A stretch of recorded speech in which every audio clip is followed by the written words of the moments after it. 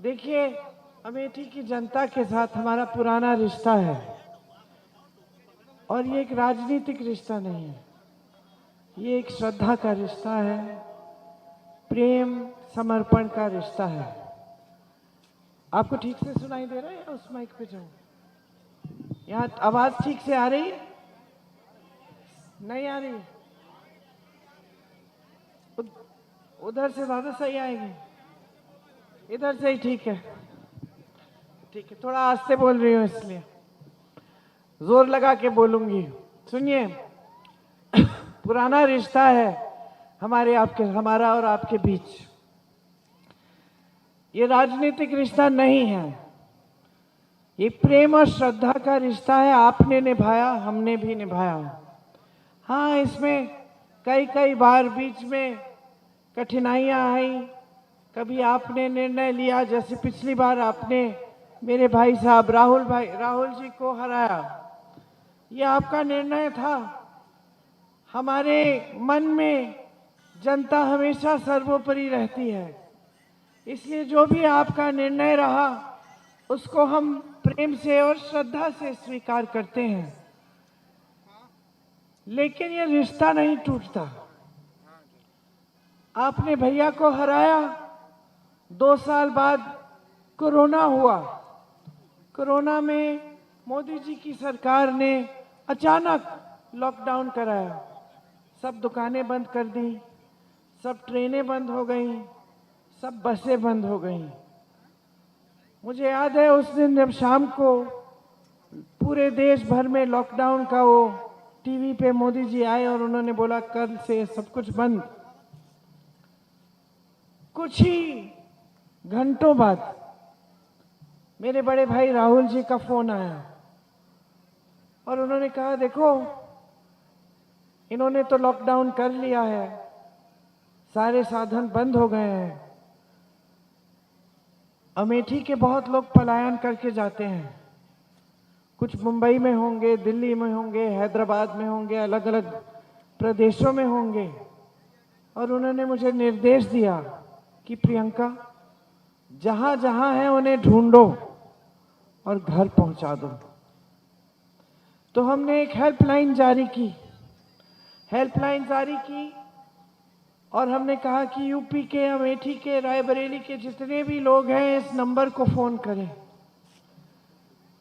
और अचानक फोन आने लगे, किशोरी भाई साहब, मेरे और साथी जो यूपी में काम करते थे, हम 16 घंटों के लिए फोन पे रहे। अमेठी के लोग गुजरात में फंसे थे।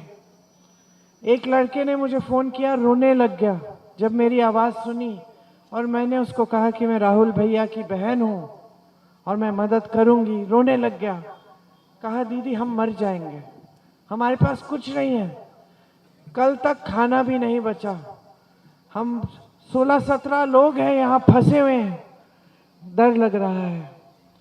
इसी तरह से सैकड़ों लोगों को हमने घर पहुंचाया, सही सलामत।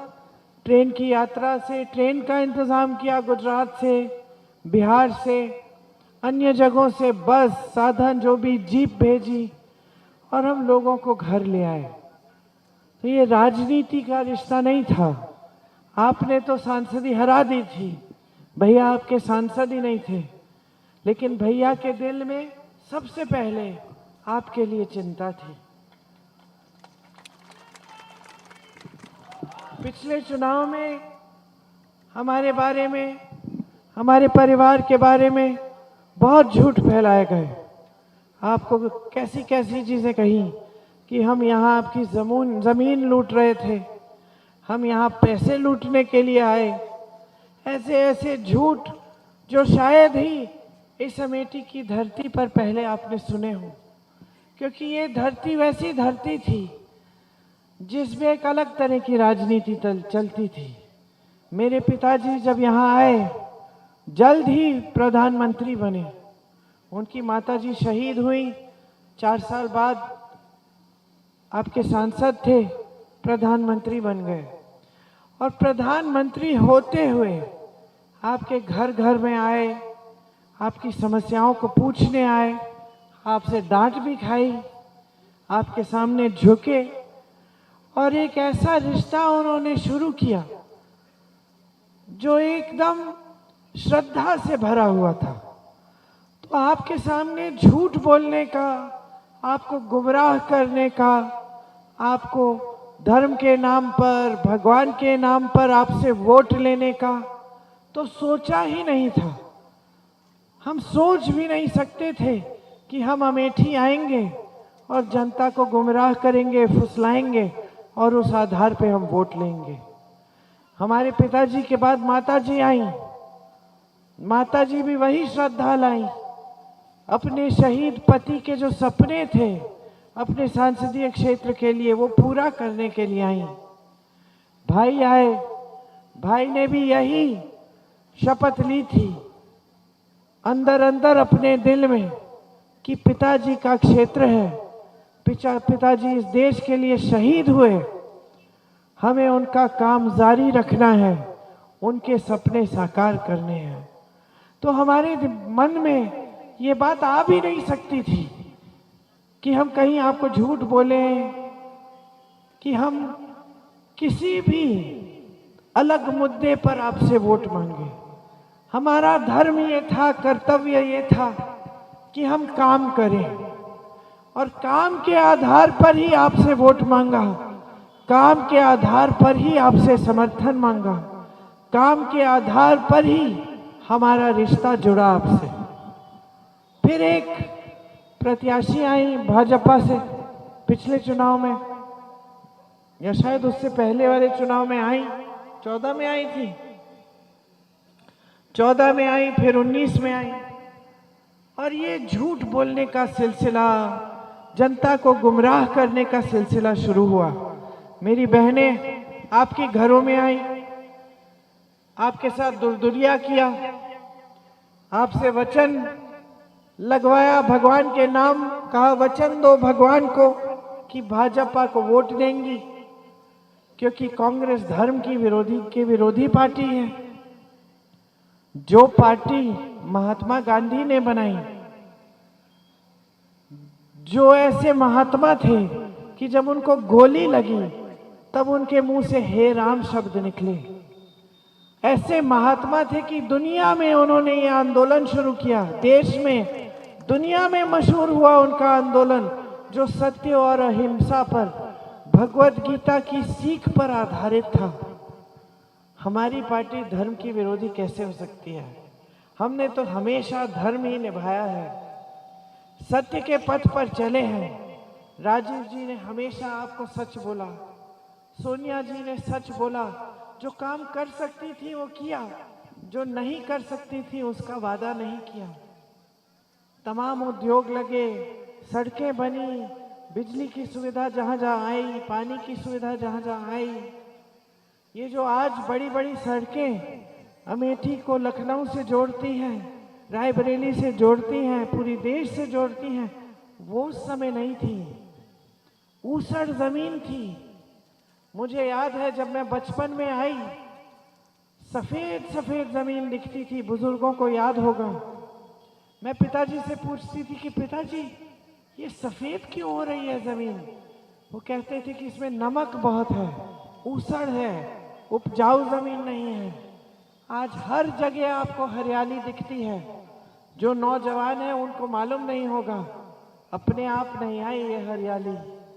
ये हरियाली तब आई जब राजीव जी, मेरे पिताजी, एक योजना लाए कि यहाँ की जितनी भी ऊसड़ जमीन है उसको हमें उपजाऊ बनाना है। आज आप ढूंढ लेंगे, आपको ऊसड़ नहीं मिलेगी। तो ये जो तरक्की हुई यहाँ की, जिसको बदनाम आपकी सांसद जैसे नेताओं ने किया, ये तरक्की अपने आप नहीं हुई, आपके जीवन में बदलाव आए। मैं जहां जहां दिल्ली में जाती हूँ, एनडीएमसी के कर्मचारी, दिल्ली के कॉरपोरेशन में जो कर्मचारी हैं, मैं पूछती हूँ कहाँ के हो? ज्यादातर अमेठी के हैं, रायबरेली के हैं, क्योंकि हमारे कार्यकाल में बहुत लोगों को रोजगार भी मिला, बहुत काम हुआ। लेकिन पिछले 10 सालों में आपके संसदीय क्षेत्र में आपकी जागरूकता पर आक्रमण हुआ। आपको बहुत बोला गया, गलत बोला गया और आपको झूठे वादे भी दिए गए। 13 रुपए किलो चीनी, वो वादा याद है आपको? किसने दिया? भाजपा की नेता ने दिया। यही नेता है जब 400 का सिलेंडर हुआ था कांग्रेस के जमाने में, सिलेंडर पे बैठ के पत्रकारों से बात की, सिलेंडर पे बैठ के बोली कि हद हो गई है, इतना महंगा हो गया है, अब 1200 का सिलेंडर हो गया है, मुंह नहीं खोलती।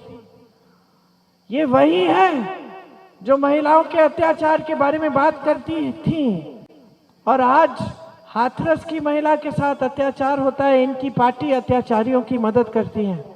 उन नाव में एक महिला को जलाया जाता है, इनकी पार्टी अपराधियों की मदद करती है। मणिपुर में होता है, कर्नाटका में होता है और इनकी पार्टी जिसने अत्याचार किया उसकी मदद करती है और ये चुप रहती है, एक लफ्ज नहीं बोलती।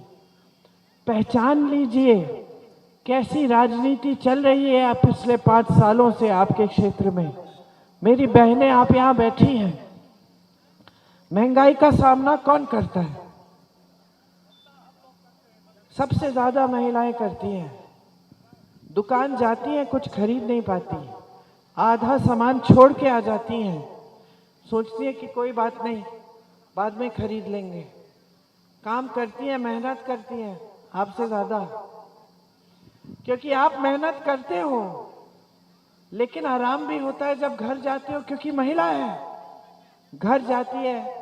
यहाँ जो पुलिस कर्मचारी भी है महिलाएं, घर जाती होंगी, बच्चों का देखभाल करेंगी, खाना पकाएंगी, घर की सफाई को देखेंगी। महिला का दुगना काम होता है, पूरा बोझ उठाती हैं, परिवार का, समाज का, देश की नई पीढ़ी की परवरिश का। लेकिन इनकी सुनवाई कहाँ है?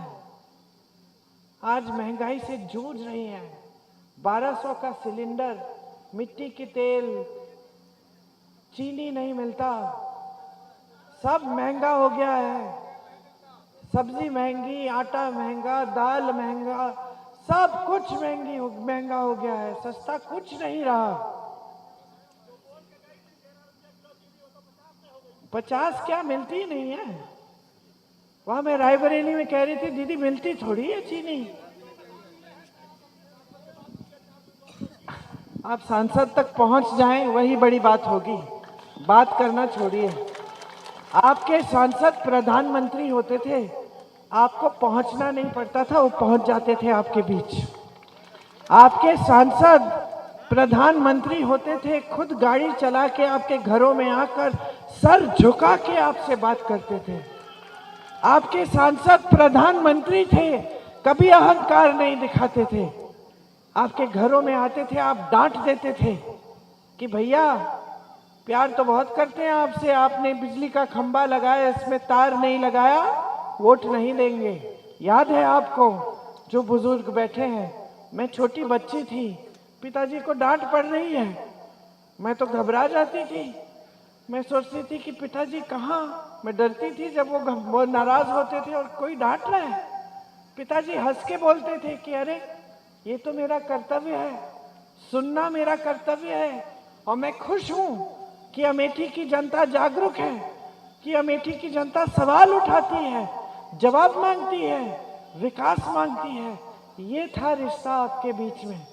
आज एक लड़के ने क्या फेसबुक पे, क्या संविदा कर्मी है एक प्रमोद तिवारी, फेसबुक पे क्या लिख लिया, एक इनके बारे में आलोचना कर ली, उसकी नौकरी निकाल दी।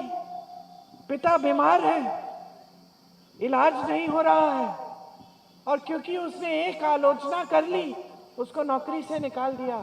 इतना अहंकार है आपकी सांसद का कि उनके पास जाना छोड़िए, अगर आप उनकी थोड़ी सी आलोचना कर लेते हैं, थोड़ा सा सवाल उठाते हैं, वो तो नौकरी से ही निकलवा देती है। और वहां आपके सांसद प्रधानमंत्री थे, मुस्कुरा के जवाब देते थे। मुझे याद है मेरी माताजी के समय, जब मैं यहाँ की प्रभारी रहती थी किशोरी लाल शर्मा जी के साथ, मैं जाती थी गांव में तो ऐसी डांट पड़ती थी कभी कि अच्छा बहन जी आ गई हैं, अब आई हैं, कितना समय हो गया, सड़क बनानी थी आपने, अभी तक खड़िंजा नहीं लगाया है। ये डांट खाती थी, जवाब देती थी कि नहीं नहीं मैं अभी कराती हूं इसको। तो ऐसे ही तो कार्य हुए यहाँ। आज क्या है कि पूरे देश भर में नेता बहुत अहंकारी हो गए हैं। भाजपा के नेता हैं, बार बार जीत रहे हैं चुनाव, जनता पूछ नहीं रही है। ये लोग धर्म का नाम लेते हैं, धर्म के आधार पर आपसे वोट लेते हैं। जनता इनसे सवाल नहीं उठा रही है कि भाई किया क्या है हमारे लिए, तो जवाब देना नहीं पड़ रहा है। कहाँ वो जनता, यहीं की हमारे अमेठी की जागरूक जनता जो प्रधानमंत्री को खड़ा कर देती थी, कहती थी कि भाई करो नहीं तो वोट नहीं मिलेगा। और कहाँ आज की जनता जो धर्म का नाम लेते हैं, ये आपको गलत गलत बातें बता देते हैं कि बाकी पार्टियां धर्म विरोधी हैं, बाकी पार्टियां आपके भैंस चुरा लेगी, बाकी पार्टियां आपके मंगलसूत्र चुरा के किसी और को दे देंगी, सारे झूठ। और आप चुप रहते हैं। ये शिकायत है आपसे, मैं शिकायत कर रही हूं आपसे। आप देखते हैं कि देश की सारी संपत्ति मोदी जी अपने खरबपति मित्रों को दे रहे हैं और आप मौन हैं, सवाल नहीं उठाते।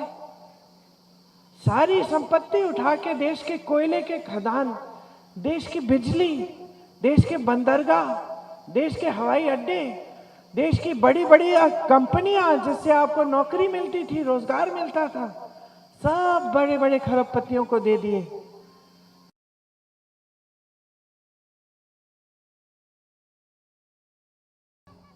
रात को जा रहे हो आवारा पशु से अपने खेतों की रक्षा करने, कोई सुनवाई नहीं है। आप कर्ज उठाते हो, कर्ज चुका नहीं पाते, तमाम किसान आत्महत्या करते हैं, कोई सुनवाई नहीं है। एक पैसा आपका कर्ज माफ नहीं होता। और बड़े बड़े खरबपति, अरबों रुपए इनके, हजारों करोड़ रुपए, और इनके कर्ज माफ हो रहे हैं। 16 लाख करोड़ रुपए बड़े बड़े खरबपतियों के माफ कर दिए, किसानों का नहीं किया।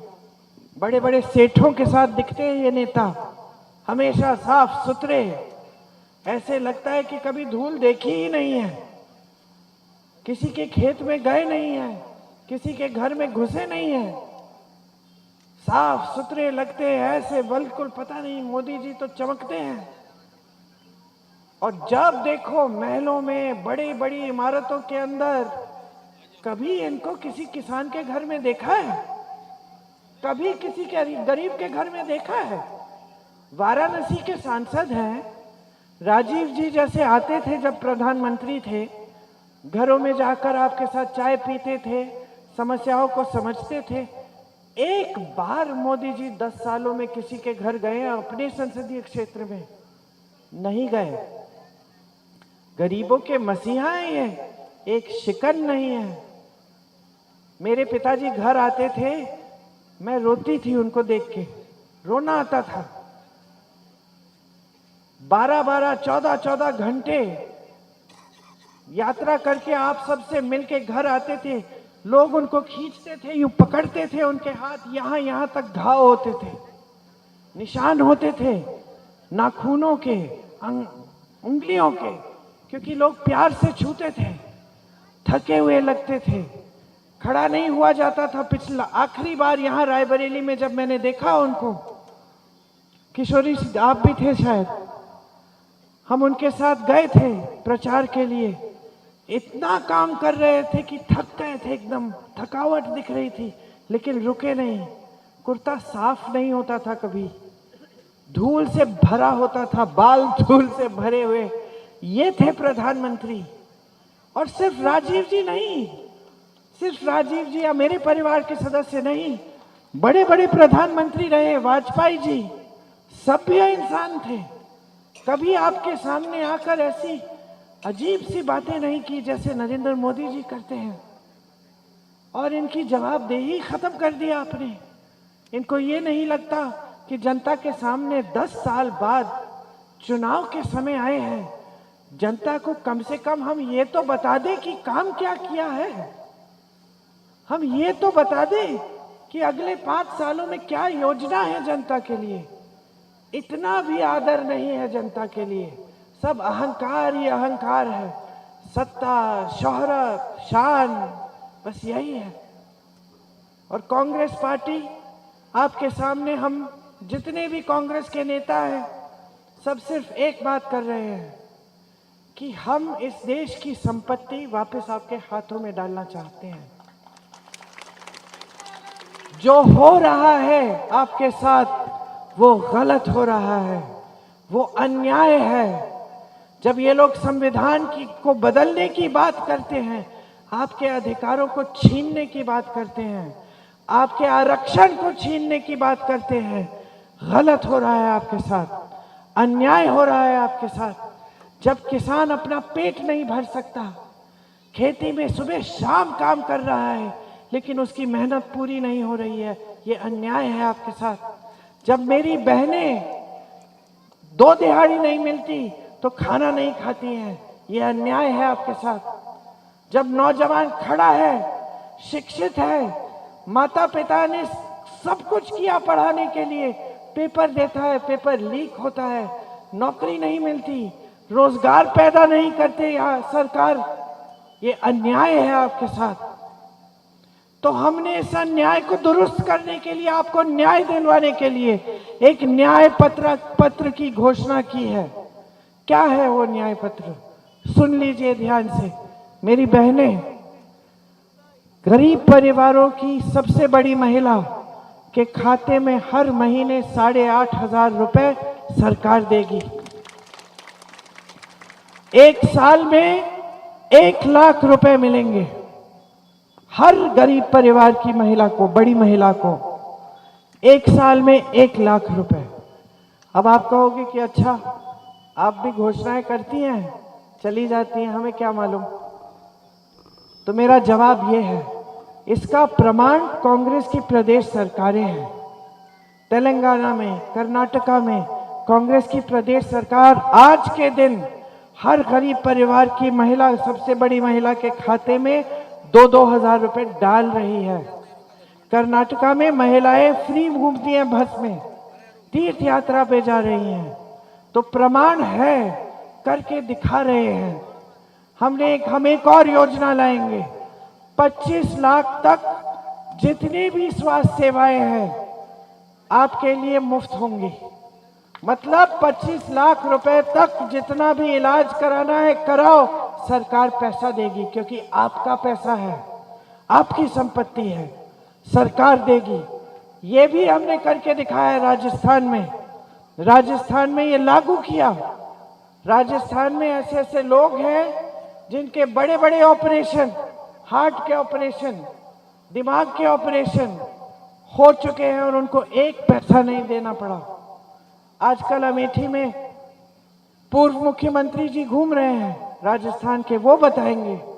रायबरेली में हमारे साथ प्रचार करने छत्तीसगढ़ के पूर्व मुख्यमंत्री हैं, उन्होंने आवारा पशु की समस्या खत्म कर दी छत्तीसगढ़ में।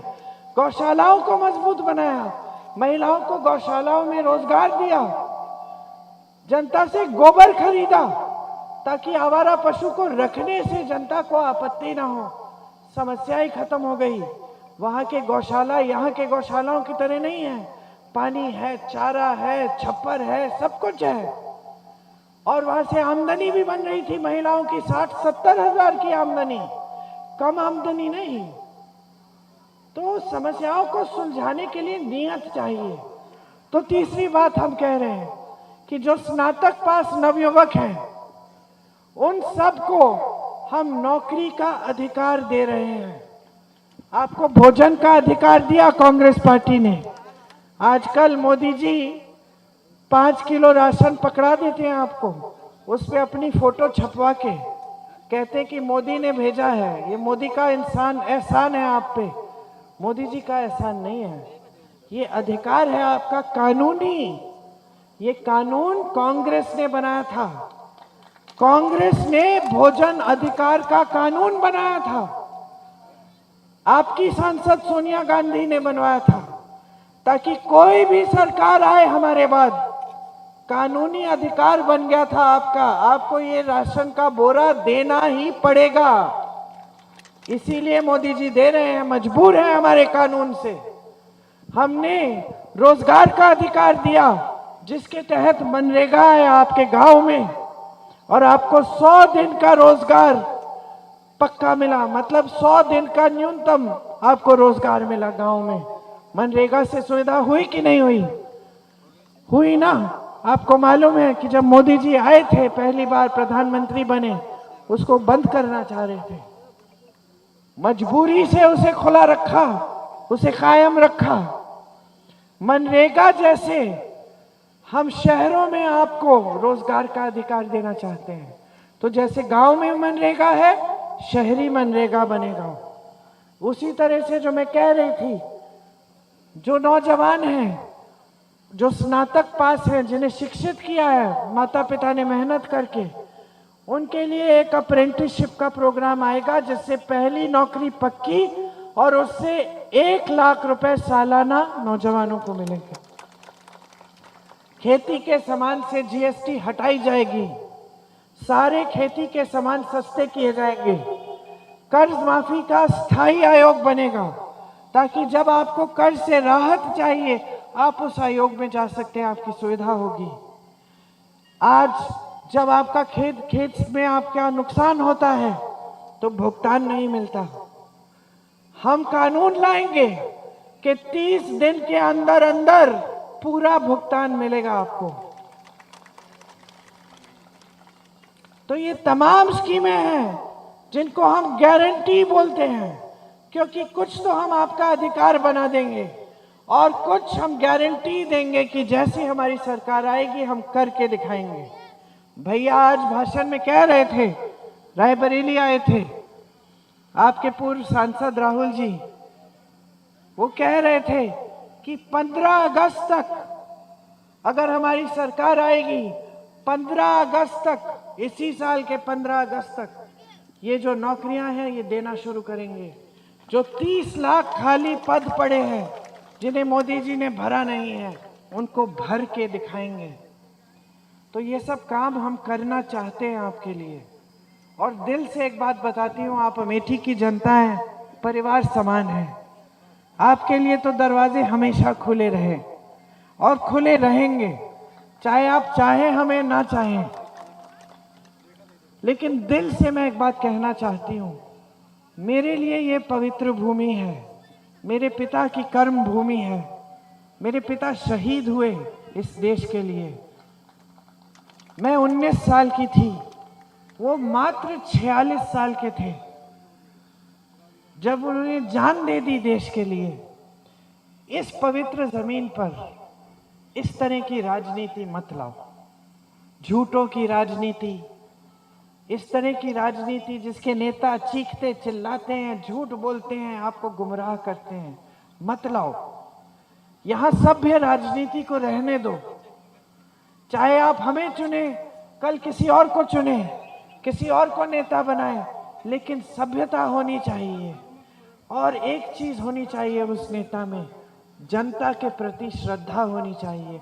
यही सबसे बड़ा सम्मान होगा मेरे पिताजी के लिए कि यहाँ अमेठी से देश भर में संदेश जाए कि हमें ये झूठों की राजनीति नहीं चाहिए। बहुत हो गया, बहुत नाटक हो गया, नौटंकी हो गई, झूठे वादे हो गए। हमें यहाँ वही पुरानी राजनीति चाहिए, असूलों वाली, सच्चाई वाली, जनता और नेता के बीच में पारिवारिक रिश्ता, श्रद्धा वाली। और आपसे कहना चाहती हूँ कि किशोरीलाल शर्मा जी जो अब कांग्रेस के प्रत्याशी हैं, वो इस सभ्यता को समझते हैं। उन्होंने 40 सालों के लिए आपकी हर समस्या की सुनवाई की। आप हमको दरख्वास्त देते थे, हम किशोरी जी को पकड़ाते थे कि किशोरी देख लेना, हमारे जाने के बाद देख लेना, ये काम हो जाना चाहिए। तमाम काम जो आपके गांव में हुए, जो पूरे अमेठी में हुए, इनकी निगरानी में हुए। आज ये आपके सामने खड़े हैं। हाँ, कोई बड़े मंत्री नहीं हैं, कोई चीखते चिल्लाते हुए नेता नहीं है जो पूरी मीडिया को बटोर के सिर्फ अपनी आवाज सुनना चाहते हैं। आपकी तरह साधारण परिवार के हैं, लेकिन आपके बीच आने की इनकी दिल में श्रद्धा है। हमेशा 40 सालों से आपके बीच आए हैं, आपकी गली गली जानते हैं, यहाँ के एक एक कार्यकर्ता को पहचानते हैं। मैं पूछ लूँगी कि मैं किशोरी जी बताइए इनका इतिहास क्या है, मुझे बता देंगे कि इन्होंने इस चुनाव में ऐसे किया, उस चुनाव में वैसा किया, फिर हमसे नाराज थे, फिर ठीक हो गए, फिर हमने उनकी बेटी को पढ़ाया, ये सब जानते हैं। इनसे अच्छा प्रतिनिधि आपको नहीं मिल सकता। एक ऐसे प्रतिनिधि जो आपके बीच से ही उभरे हैं और आपके बीच ही रहेंगे। तो आप मन बना लीजिए, भारी बहुमत से इनको जिताइए। यहाँ से पूरे देश में संदेश जाए कि बहुत हो गया है, अब हमें सच्ची राजनीति चाहिए। आपने बहुत ध्यान से मेरी बातें सुनी, माफ करिए थोड़ा जोश कम है क्योंकि गला बैठा हुआ है, लेकिन आशा है कि मेरी बातों पे ध्यान रखेंगे और 20 तारीख को चुनाव के दिन जब आप वोट डालने जाएंगे तो पहले नंबर पर किशोरी जी का बटन दबाएं।